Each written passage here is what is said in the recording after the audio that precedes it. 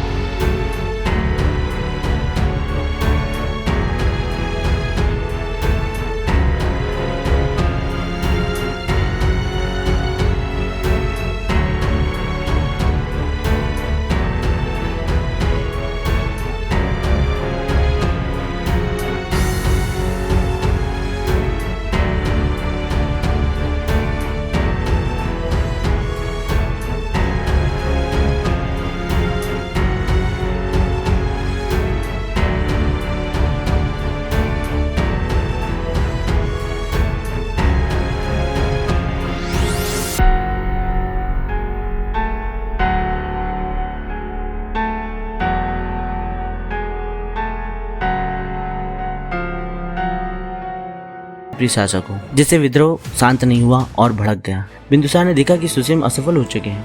तब उन्होंने अपने दूसरे पुत्र अशोक को तक्षशिला भेजा। तब अशोक उस समय केवल 18 वर्ष की आयु के थे। अशोक की यह पहली बड़ी जिम्मेदारी थी, जिसे अशोक ने तलवार से नहीं उठाई। अशोक ने प्रजा से सीधे संवाद किया, जनता की समस्याएं सुनी, उन अधिकारियों को दंडित करा जिन पर अत्याचार के आरोप थे, करों में छूट दी, व्यापारियों को राहत मिली, जिससे व्यापार तक्षशिला में बढ़ने लगा। स्थानीय नेतृत्व का साथ लेकर लोगों का भरोसा जीता। पहली बार ऐसा हुआ कि एक मौर्य राजकुमार को जनता ने स्वेच्छा से अपना नेता माना। यही था अशोक का पहला युद्ध, जहां वो राजनीतिक, कूटनीतिक और कुशल प्रशासन से बिना एक बाण चला ही जीत गए। यहीं से शुरू होती है एक असली सम्राट की यात्रा, राजनीति में निपुण, व्यवहार में कुशल राजकुमार अशोक की कहानी। इस घटना का प्रभाव यह हुआ कि अशोक का नाम पूरे साम्राज्य में फैल गया। बिंदुसार को एहसास हुआ कि अशोक योग्य शासक है। इस घटना का अशोक को भविष्य में राजगद्दी के लिए योग्य बना दिया था। तक्षशिला में विद्रोह शांत करने के बाद अशोक की कूटनीति और न्यायप्रियता और नेतृत्व क्षमता से बिंदुसार बहुत प्रभावित हुआ। इसके बाद बिंदुसार ने अशोक को उज्जैन का राज्यपाल बना दिया। उस समय उज्जैन बहुत ही महत्वपूर्ण केंद्र था। यह प्राचीन भारत का एक बड़ा व्यापारिक केंद्र था। मौर्य साम्राज्य का पश्चिमी द्वार था। यहाँ से अरब, गुजरात, तक्षशिला तक संपर्क जाते थे। धार्मिक और सांस्कृतिक रूप से समृद्ध नगरी थी। शैव, वैष्णव और बौद्ध सभी संप्रदाय के लोग यहाँ रहा करते थे। इसलिए मौर्य साम्राज्य को चाहिए था कि वहाँ एक योग्य और कूटनीतिक नेता हो, और अशोक इसके लिए बिल्कुल उपयुक्त थे। अशोक ने उज्जैन में जाकर कर सुधार, न्यायिक व्यवस्था सुधार और प्रशासन को व्यवस्थित किया। जनता में उसका नाम न्यायप्रिय राजकुमार के रूप में प्रसिद्ध हुआ। उज्जैन में रहते हुए अशोक एक बार गंभीर रूप से बीमार हो गए। इलाज के दौरान एक स्थानीय बौद्ध भिक्षु द्वारा उनकी देखभाल की गई। वहीं देवी नाम की एक सुंदर और बुद्धिमान स्त्री, जो कि एक बौद्ध व्यापारी की पुत्री थी, उनकी सेवा में थी, और बाद में अशोक को उनसे प्रेम हो गया। देवी उनकी पत्नी बन चुकी थी। देवी से विवाह के पश्चात अशोक को 2 संतानें हुई, एक महेंद्र और दूसरी संघमित्रा। महेंद्र जो कि बाद में श्रीलंका में जाके बौद्ध धर्म को ले गए, संघमित्रा जिन्होंने नन बनकर धर्म का प्रचार किया। महत्वपूर्ण बात यह है कि अशोक ने यद्यपि देवी से विवाह किया लेकिन देवी को पाटलिपुत्र नहीं ले गए, वो उज्जैन में ही रही। ये दर्शाता है कि उस समय देवी को मुख्य रानी नहीं माना गया क्योंकि वह भी अशोक की माता के समान निम्न कुल से आती थी, लेकिन फिर भी अशोक को उनसे गहरा लगाव था। पहली बार बौद्ध धर्म से संपर्क अशोक का उज्जैन में ही हुआ। उज्जैन में ही अशोक ने बौद्ध भिक्षुओं से पहली बार गंभीर रूप से चर्चा की। बीमारी के समय जीवन मरण के प्रश्न और देवी के प्रवाह ने धीरे धीरे बौद्ध धर्म की ओर उन्हें आकर्षित किया। इसी बीच 273 ईस्वी पूर्व बिंदुसार के निधन की खबर आती है। बिंदुसार के निधन के बाद उत्तराधिकारी को लेकर राजमहल में तूफान उठ खड़ा होता है। मौर्य साम्राज्य में सत्ता का उत्तराधिकारी कौन होगा, इसको लेकर भीषण संघर्ष प्रारंभ हो जाता है। सुसीम को गद्दी दी जाएगी या अशोक को, इसके बीच बड़ा संशय था। जैसा कि हम जानते हैं बिंदुसार की 16 पत्नियां थी, उनसे लगभग उनको 100 पुत्र थे, जिसमें से सबसे बड़ा सुसीम था जो बिंदुसार का बड़ा पुत्र था। और अशोक छोटा होने के बावजूद वो उज्जैन और तक्षशिला में अपनी योग्यता दिखा चुका था। सिंहासन की लालसा के बीच सभी भाइयों में युद्ध स्टार्ट हो जाता है। बिंदुसार ने स्पष्ट रूप से उत्तराधिकारी घोषित नहीं किया था। इसी बीच अशोक की लोकप्रियता बढ़ती जाती है, सभी भाई उससे ईर्ष्या करने लगते हैं। सुसीम को जनता और दरबार में अशोक की लोकप्रियता खतरे जैसी लगने लगती है। कहते हैं जब बिंदुसार बीमार थे तो दरबार के एक गुट ने सुसीम को सिंहासन पर बैठाने की कोशिश की, लेकिन अशोक को जनता और कुछ सेनापतियों को समर्थन मिला। अशोक को पाटलिपुत्र बुलाया गया, लेकिन सुसीम और उसके समर्थकों ने रोकने की भरपूर कोशिश की। मुकाबला शुरू हो गया।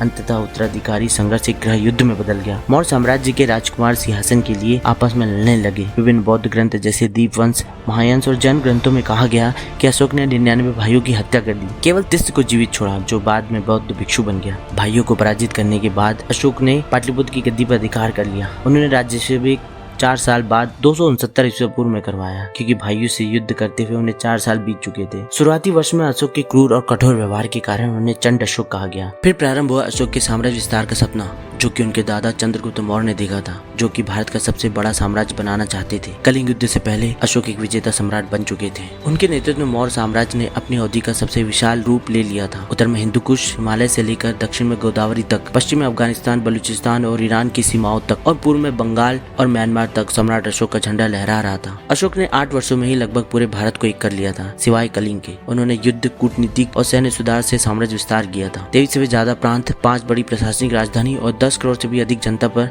अशोक ने राज किया था। यह भारत का सबसे बड़ा और अखंड सशक्त साम्राज्य था, लेकिन इसके बावजूद भी एक ऐसा राज्य शेष था जो कि अशोक के साम्राज्य के लिए चुनौती बना हुआ था, और यह था कलिंग राज्य। आखिर अशोक ने कलिंग पर आक्रमण क्यों किया, इसके पीछे भी कई कारण है। सबसे पहला कि अशोक अपने साम्राज्य को और अधिक विस्तार देना चाहते थे। मौर्य साम्राज्य लगभग पूरे भारतीय उपमहाद्वीप में फैला था, लेकिन केवल एक ही स्वतंत्र राज्य बचा था, वो था कलिंग। कलिंग मौर्य राज्य से बाहर था। कलिंग बंगाल की खाड़ी के किनारे बसा था। यहाँ पर एक ताम्रलिप्ति नामक बंदरगाह था, जो कलिंग राज्य की समुद्री शक्ति और व्यापार का सबसे बड़ा स्रोत था और समुद्री मार्ग के लिए अत्यंत महत्वपूर्ण था। कलिंग के राजा ने अपने बंदरगाह के उपयोग के लिए काफी अधिक कर लगाए थे। मगध के व्यापारियों ने सम्राट अशोक से इसकी शिकायत की कि कलिंग के राजा अत्यधिक कर लगाते हैं। अगला कारण यह कि पाटलिपुत्र के निकट कलिंग था और यह अधीन नहीं था, और ऐसा राज्य जो केवल मौर्य साम्राज्य की सीमाओं के लिए चुनौती बना हुआ था, बल्कि उसकी प्रतिष्ठा के लिए भी चुनौती था। एक और कारण यह है कि कलिंग राज्य हाथियों की भूमि थी और मौर्य सेना के लिए हाथी कलिंग से प्राप्त होते थे। कलिंग एक स्वतंत्र आत्मगौरव से भरा हुआ राज्य था।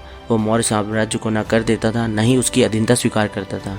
इसके लिए अशोक इसे चुनौती मानते थे। अशोक सैन्य शक्ति का प्रदर्शन करना चाहते थे, इसलिए वे अपने विरोधियों को नियंत्रित भी कर सकते थे। लगभग 261 ईसा पूर्व अशोक ने 6 लाख की सेना के साथ कलिंग पर चढ़ाई कर दी और कलिंग की सेना और मौर्य साम्राज्य की सेना के बीच जबरदस्त लड़ाई हुई। कलिंग ने वीरता से मुकाबला किया, पर मौर्य सेना शक्तिशाली थी। अंततः कलिंग की हार हुई। उस सेना ने घुटने टेक दिए। अशोक के शिलालेखों के अनुसार इस युद्ध में भयंकर नरसंहार हुआ। लगभग 1 लाख लोग मारे गए, लगभग 1.5 लाख लोग बंदी बनाए गए और अनगिनत लोग घायल, बेघर और पीड़ित हुए। लाखों महिलाएं विधवाएं हुए, कई बच्चे अनाथ हुए। लेकिन खून और लाशों से भरे मैदानों को देखकर अशोक का हृदय कांप उठा। सम्राट अशोक काफी दुखी हुए। इस हिंसा और विनाश को देखकर अशोक अंदर से टूट गए। उन्हें युद्ध की भयावहता और मानवीय पीड़ा का एहसास हुआ। पश्चाताप और आत्मप्रतिदान की आग में जलने लगे। जिसकी तलवार से कभी खून की नदियां बहा करती थी, अब उसके दिल से आंसू बह रहे थे। एक युद्ध अशोक ने ऐसा भी लड़ा जो उनके भीतर लड़ा, अहंकार से, हिंसा से और लोभ के खिलाफ। कहते हैं दिव्यावधान के अनुसार उपगुप्त नामक बौद्ध भिक्षु से सम्राट अशोक ने बौद्ध धर्म की दीक्षा ली। उन्होंने अपने जीवन में बौद्ध धर्म के नियम को उतारने का प्रयास किया। उन्होंने शिकार, पशु हत्या करना छोड़ दी। सभी बौद्ध धर्म के भिक्षुओं को खुलकर दान देना प्रारंभ कर दिया। जन कल्याण के लिए उन्होंने चिकित्सालय, पाठशालाएं,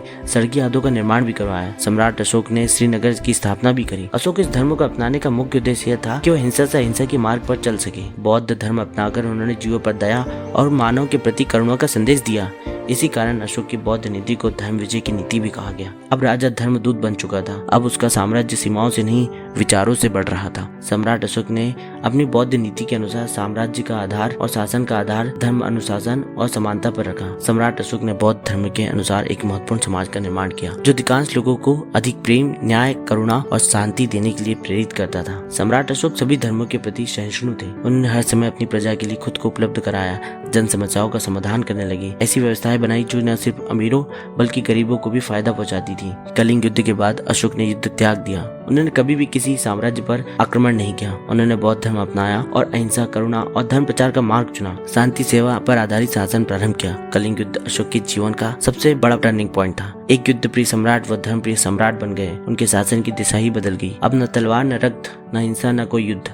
उनका ध्येय था धर्म, करुणा और सेवा। अशोक पहले ऐसे सम्राट थे जिनने साहस किया कि सीधे जनता से संवाद किया जाए, शिलालेखों के जरिए, स्तंभों के माध्यम से। अशोक ने धम्म यानी नैतिक जीवन का मार्गदर्शन बना लिया। सम्राट अशोक ने पूरे भारत में बौद्ध धर्म और मौर्य साम्राज्य का प्रचार प्रसार किया।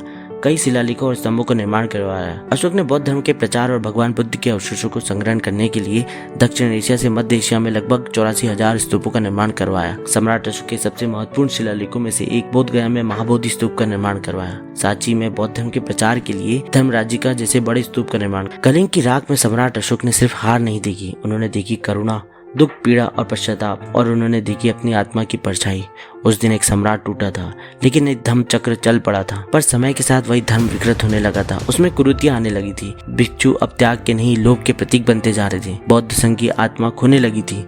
तब अशोक ने एक ऐतिहासिक निर्णय लिया। पाटलिपुत्र में बुलाई गई तीसरी बौद्ध संगति, जहाँ प्रश्न नहीं पूछे, ज्ञान का दीप जलाया गया, आत्मा को फिर से जागृत किया गया। इस धर्म संसद का नेतृत्व आचार्य मोगलीपुत्र तिस ने किया। नकली भिक्षुओं को संघ से बाहर निकाल दिया गया। पवित्र ग्रंथों को दोबारा संकलित किया गया। फिर अशोक ने सबसे बड़ा निर्णय लिया। अब धर्म सिर्फ भारत तक नहीं रुकेगा, अब यह धर्म विश्व धर्म बनेगा। अपने पुत्र महेंद्र और संघमित्रा को उन्होंने लंका की धरती पर भेजा। तलवार के साथ नहीं, बल्कि बुद्ध के शब्दों के साथ भेजा। महेंद्र ने वहाँ पर धर्म का बीज बोया। संघमित्रा वहाँ पर बोधि वृक्ष की शाखा ली गई, जो आज भी श्रीलंका की धरती पर जीवित है। धर्म अब मिस्र, यूनान, सीरिया, बर्मा, कंबोडिया, यहाँ तक कि अफगानिस्तान तक फैल चुका था, बिना किसी युद्ध, बिना किसी तलवार और बिना किसी रक्तपात के। सम्राट अशोक ने इतिहास को बताया कि सम्राट वो नहीं जो तलवार से राज करे, सम्राट वो है जो करुणा से दिलों में राज करे। भारत के इतिहास का सबसे शांतिपूर्ण लेकिन सबसे व्यापक सांस्कृतिक अभियान था, जहाँ तलवार की जगह वाणी थी और विजय की जगह करुणा थी। मौर्य साम्राज्य की गद्दी पर सम्राट अशोक ने लगभग 40 वर्षों तक शासन किया। इतिहासकार ऐसा भी मानते हैं कि जीवन के अंतिम क्षणों में सम्राट अशोक बौद्ध धर्म के अनुसार संन्यास ग्रहण कर लिया। उन्होंने खाना पीना का त्याग कर दिया और अपने शरीर को इच्छा से परित्याग कर दिया। यही अशोक आज भी प्रसिद्ध है तो अपने महान कार्यों और धर्म के प्रचार के कारण। इतिहासकार मानते हैं कि 232 ईसा पूर्व में जब अशोक की मृत्यु हुई तो उनके साथ ही शुरू हुआ मौर्य साम्राज्य का पतन, क्योंकि उत्तराधिकारी कमजोर आने लगे, प्रजा बिखरने लगी और सेना ने हिंसा का मार्ग छोड़कर अहिंसा अपना ली थी। सीमाएं टूटने लगी, लेकिन तब भी मौर्य साम्राज्य अगले 50 वर्षों तक बना रहा।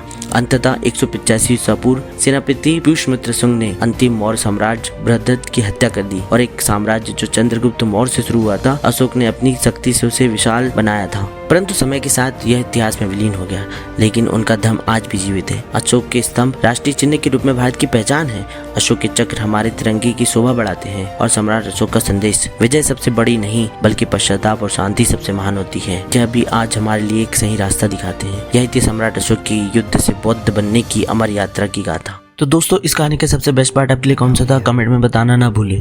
और अगली कहानी किस टॉपिक पे सुनना चाहते हैं वो भी जरूर बताएं। अगर वीडियो आपको दिल को छुआ हो तो लाइक और सब्सक्राइब करें। मैं हूं हेमंत सोलंकी, फिर मिलेंगे एक नई सोच और नई कहानी के साथ। तब तक के लिए जय हिंद।